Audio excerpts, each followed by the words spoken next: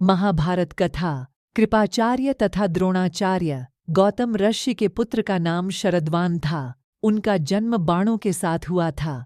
उन्हें वेदाभ्यास में जरा भी रुचि नहीं थी और धनुर्विद्या से उन्हें अत्यधिक लगाव था।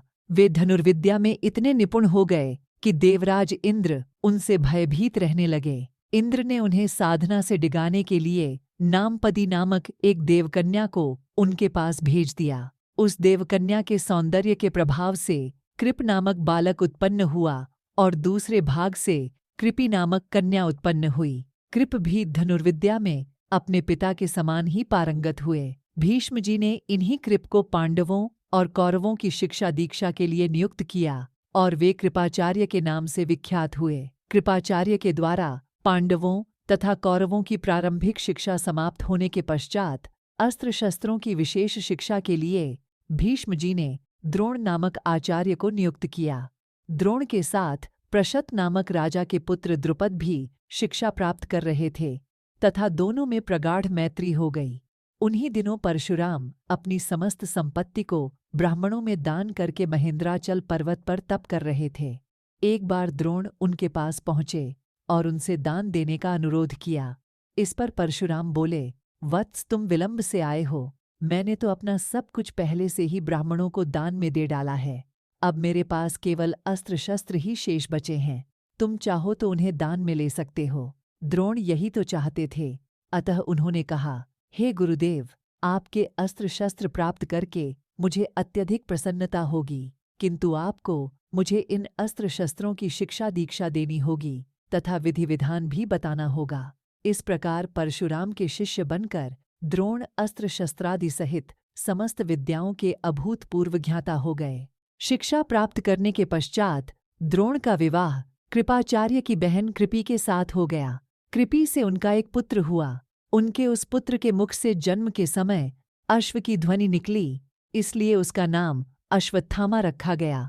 किसी प्रकार का राजाश्रय प्राप्त न होने के कारण द्रोण अपनी पत्नी कृपि तथा पुत्र अश्वत्थामा के साथ निर्धनता के साथ रह रहे थे।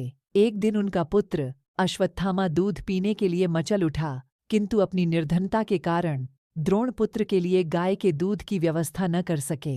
अकस्मात उन्हें अपने बाल्यकाल के मित्र राजा द्रुपद का स्मरण हो आया, जो कि पांचाल देश के नरेश बन चुके थे। द्रोण ने द्रुपद के पास जाकर कहा, मित्र, मैं तुम्हारा सहपाठी रह चुका हूँ। मुझे दूध के लिए एक गाय की आवश्यकता है और तुमसे सहायता प्राप्त करने की अभिलाषा लेकर मैं तुम्हारे पास आया हूँ। इस पर द्रुपद अपनी पुरानी मित्रता को भूलकर तथा स्वयं के नरेश होने के अहंकार के वश में आकर द्रोण पर बिगड़ उठे और कहा, तुम्हें मुझको अपना मित्र बताते हुए लज्जा नहीं आती? मित्रता केवल समान वर्ग के लोगों में होती है, तुम जैसे निर्धन और मुझ जैसे राजा में नहीं। अपमानित होकर द्रोण वहां से लौट आए और कृपाचार्य के घर गुप्त रूप से रहने लगे। एक दिन युधिष्ठिर आदि राजकुमार जब गेंद खेल रहे थे तो उनकी गेंद एक कुएं में जा गिरी। उधर से गुजरते हुए द्रोण से राजकुमारों ने गेंद को कुएं से निकालने लिए सहायता मांगी। द्रोण ने कहा, यदि तुम लोग मेरे तथा मेरे परिवार के लिए भोजन का प्रबंध करो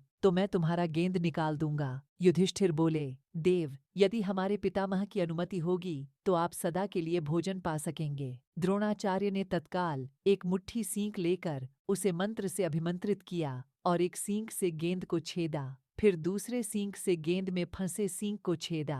इस प्रकार सींक से सींक को छेदते हुए गेंद को कुएं से निकाल दिया। इस अद्भुत प्रयोग के विषय में तथा द्रोण के समस्त विषयों में प्रकांड पंडित होने के विषय में ज्ञात होने पर भीष्म पितामह ने उन्हें राजकुमारों के उच्च शिक्षा के नियुक्त कर राजाश्रय में ले लिया और वे द्रोणाचार्य के नाम से विख्यात हुए। भाग 2 देखना है तो चैनल को सब्सक्राइब करें।